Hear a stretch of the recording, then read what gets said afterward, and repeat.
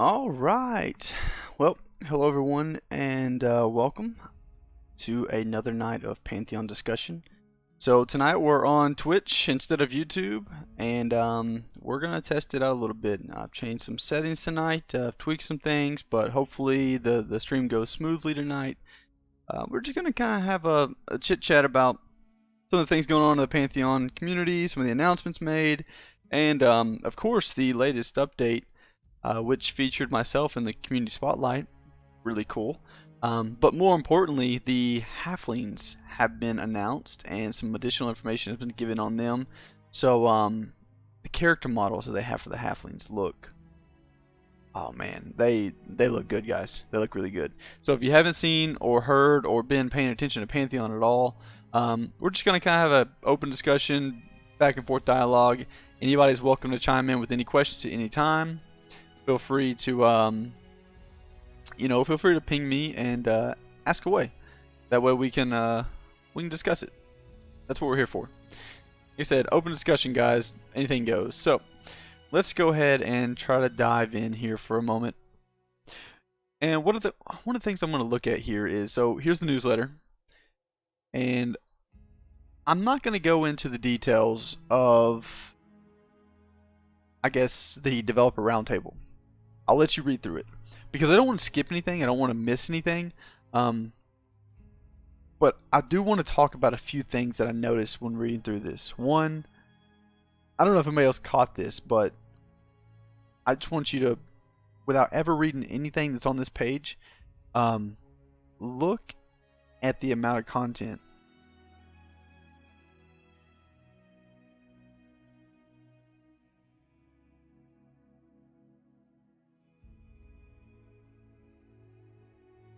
By far one of the biggest newsletters we've had to date.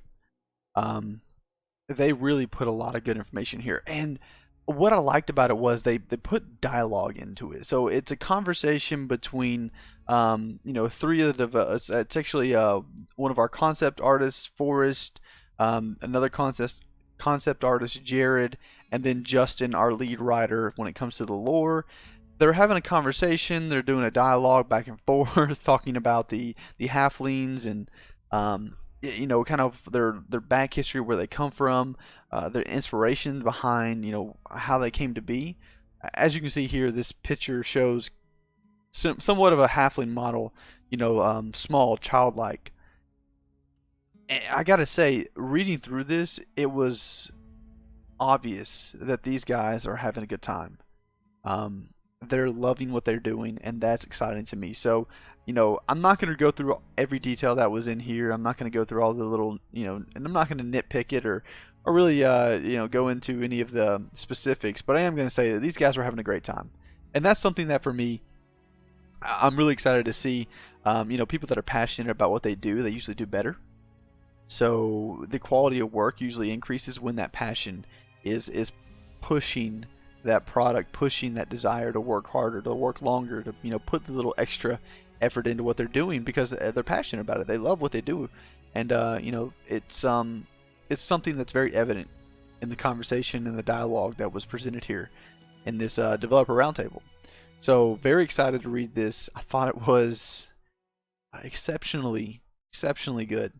So as I went through here, there's a few things that I did notice. One, they talked about this Lost Boy vibe, which I thought was really cool. How the halflings are not so much living in nature, but a part of nature. They have lived and intertwined within nature so long and so well that they've more or less become part of nature. They are just, as anything else in nature, they are just part of it. And to me, that was a really, really cool concept. And it inspired a lot of the art, and I'll skip over the character model for a second here, but it inspired a lot of the art that we see here. So we can, of course, scroll in, and the detail in this stuff is amazing. But just scroll over here. So again, just the fact that they were able to do this for us was, I thought, really, really neat. Just like, for example, the symbol here, breaking down the symbol. Hey, what does this mean? Hey, what does this mean? Kind of in the shape of a seed of a tree, this being a branch, or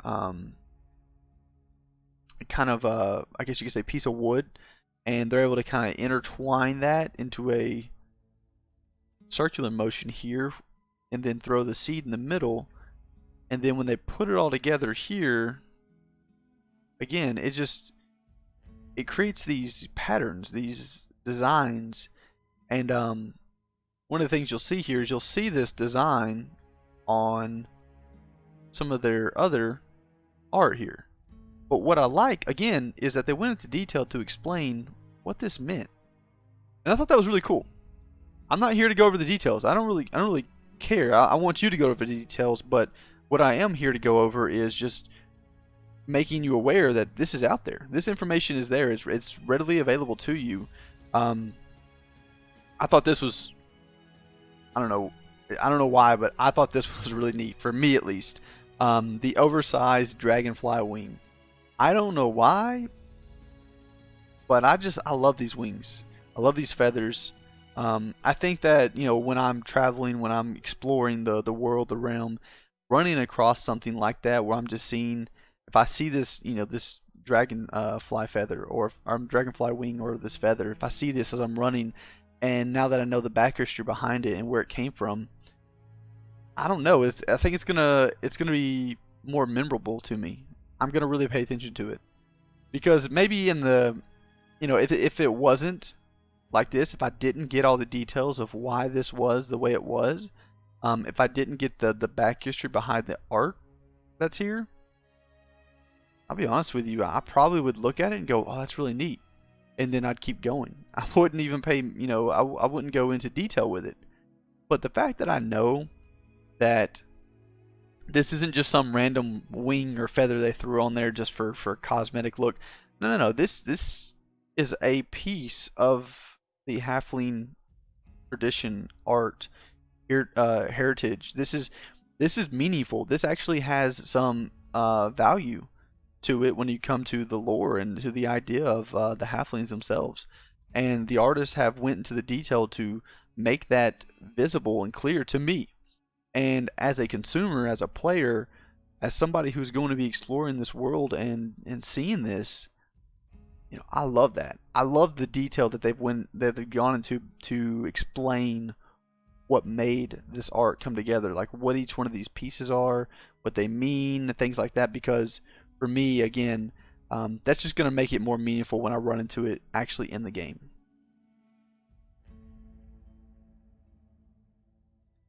So let me go back a little bit. So again, when we're looking at the halflings, I know that they went into more detail on the houses, kind of again showing those feathers, those dragonfly wings as examples. Putting them there to again give symbols that mean halfling, that have that lore behind it. Again, you have the seed, you have the branches, making that design that's unique to the halfling. There was one other thing, maybe it's down here. Maybe I skipped it actually.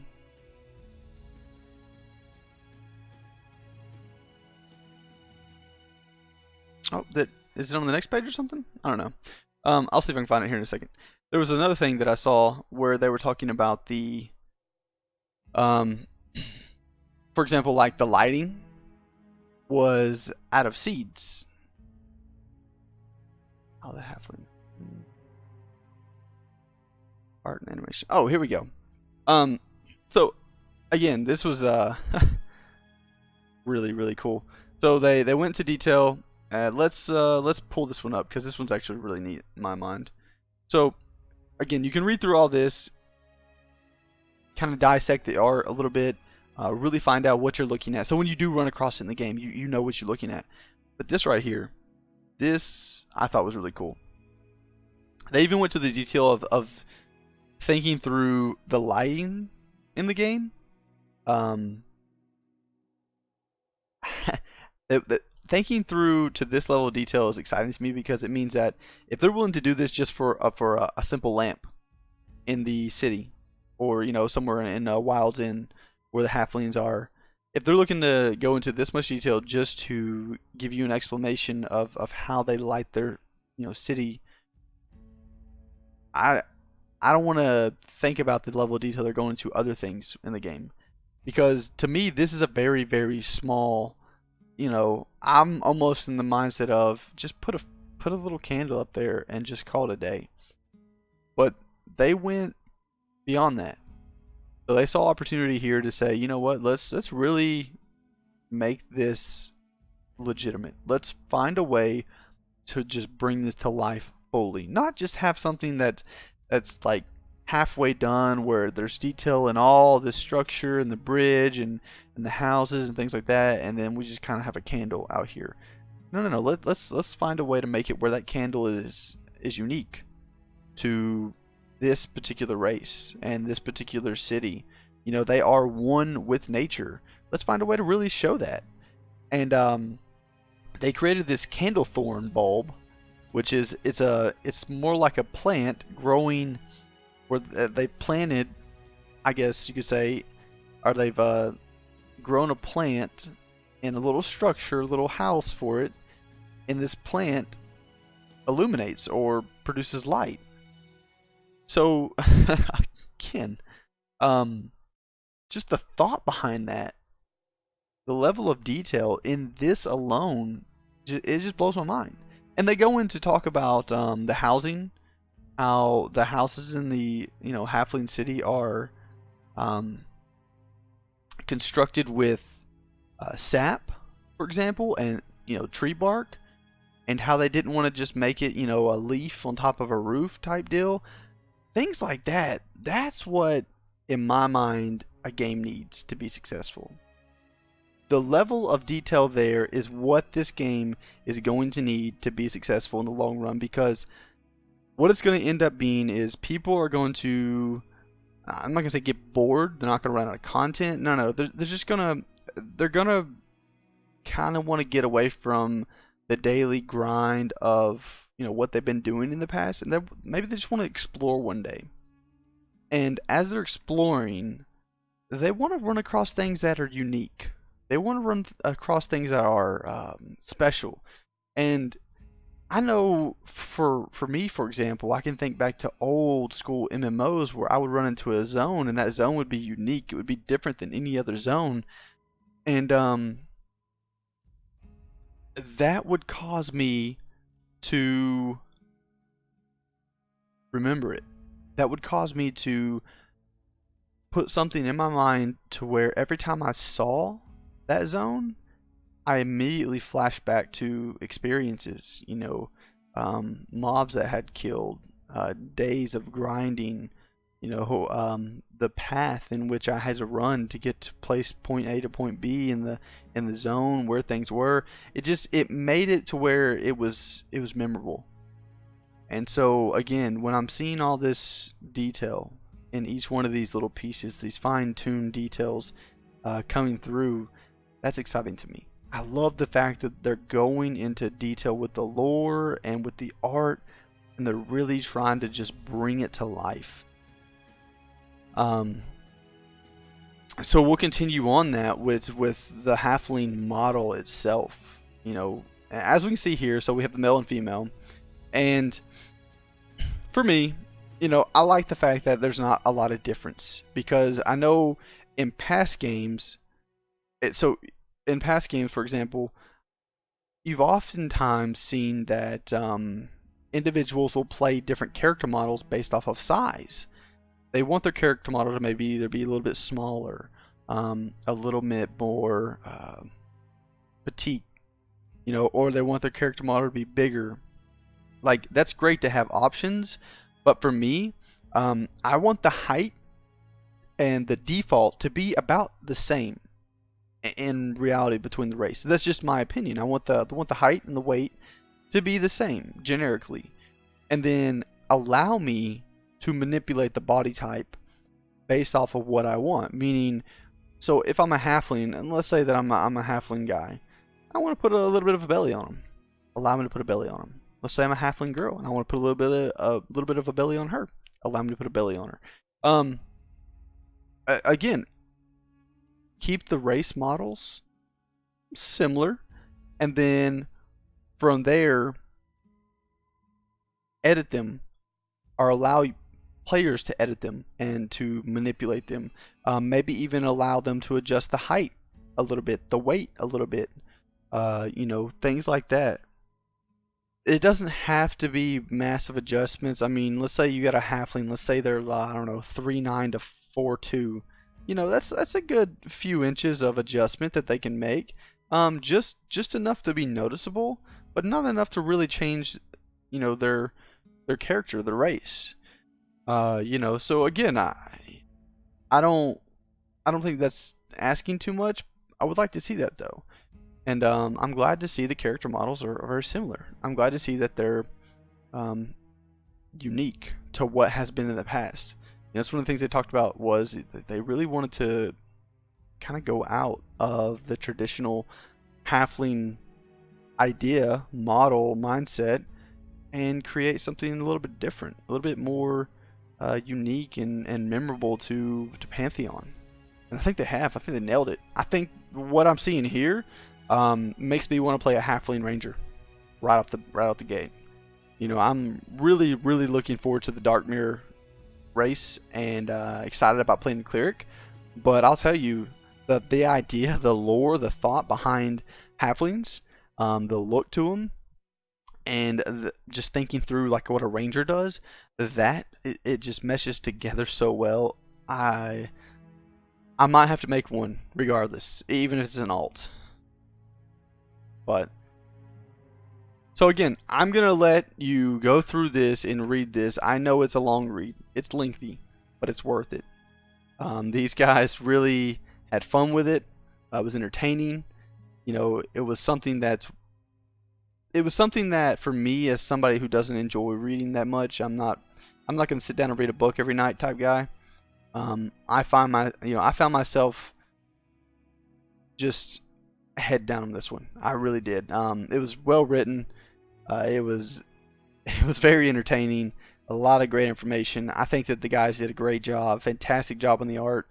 Really kind of bringing the halfling to life in the lore as well. And it was something that, for me, I think they're going to continue to build upon, and I'm excited about it. But enough of that. So again, guys, this is an open discussion.